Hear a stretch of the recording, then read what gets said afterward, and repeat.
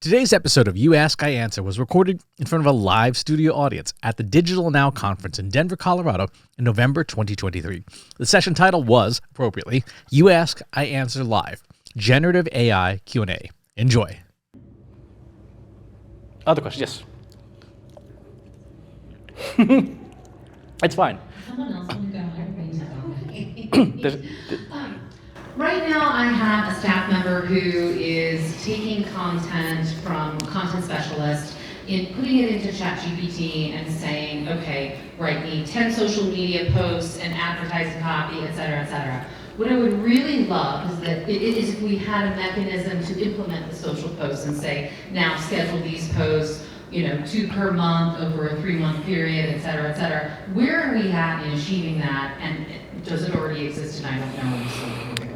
It depends on whose platform you're using. So Agorapulse, for example, has that utility where it has generative AI prompts and you can say, here's what I want, and do the thing. I don't know if it fits that exact use case, but it will get you awfully close.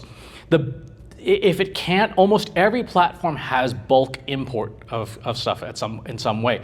So what you would do is say, here's the thing, make me social content, but you're gonna format it, the output, as a CSV file.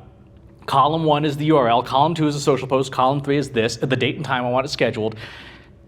Process this, provide me a link to download. So that's your prompt. It will spit out the output that you want, and now you can just bulk load that into your social schedule. Okay. Yeah. Beautiful. What about for the images that would go with those? So most social posts have images anymore. We all are using that. If it's not, like just the web link that generates the image. So is there a mechanism for that as well with a JPEG or a PNG file? It depends on your social scheduler. If your social scheduler can take an image link, then you would put your visual assets on some publicly accessible server and then just provide the reference links to those things. That's probably the easiest way to do that. And the AI tool you're describing could grab the link on the website and... Yeah. What was the one you mentioned? I'm sorry. There was one called Agorapulse. Yes.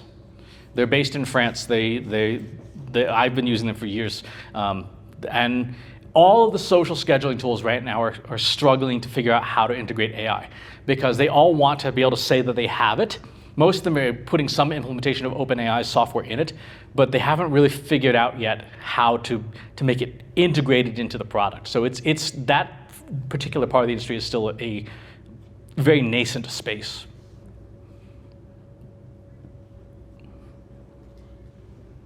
Yes, here and then here. So it sounds like so many people in the room are well along their AI journey, and I am not. The last session I was in, they mentioned that they had started down the process using GPT-4, got to the end of it and said, this is giving us untrue responses and we can't make it work. I have to keep my data, it's legal guidance, so I can't risk untrue responses. Does that negate the use of AI? Take me back to pure search, or is there a better tool? I would use Bing because you'll at least get citations for where it's getting its information, or Google Bard is the other one. So let's go into Bard here. Identify some ways that derivative works retain their copyright and the conditions under which a derivative work would lose its copyright, such as a transformative work. Cite relevant cases. So one of the things that Bard in particular has, they just added it not too long ago, is a little button down here called, hey, are you lying? And it's called double check my response. But what it does is it then goes and crawls Google's index catalog and it highlights in green, hey, this is where I found this information. And then this one here, this Goldsmith versus Hearst says, I found content that differs, I think I lied. Right, so, but this one here, in this case, the Google versus Oracle America, it found a citation that you can then go and check out to make sure it's. So the search-based language models now have some level of, hey, here's where I got this information from. I would absolutely not use ChatGPT for finding relevant data because it just hallucinates. And it's not intentional, it's not malicious. The way it works is, it's pulling those word clouds and it finds associations that have the greatest strength and it assembles an answer. In very early versions, when you ask a question like, who was president of the United States in 1492? It pulls 1492, what are the words associated with that? Well, there's like this Christopher Columbus person. It pulls United States, what are the words associated with that? And the president, well, that's an important person. So it would answer Christopher Columbus was president of the United States in 1492, even though it's factually completely wrong. But the statistical associations made that the logical answer.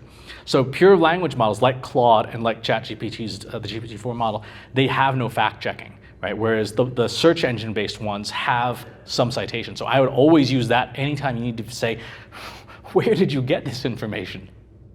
If you enjoyed this video, please hit the like button. Subscribe to my channel if you haven't already. And if you want to know when new videos are available, hit the bell button to be notified as soon as new content is live.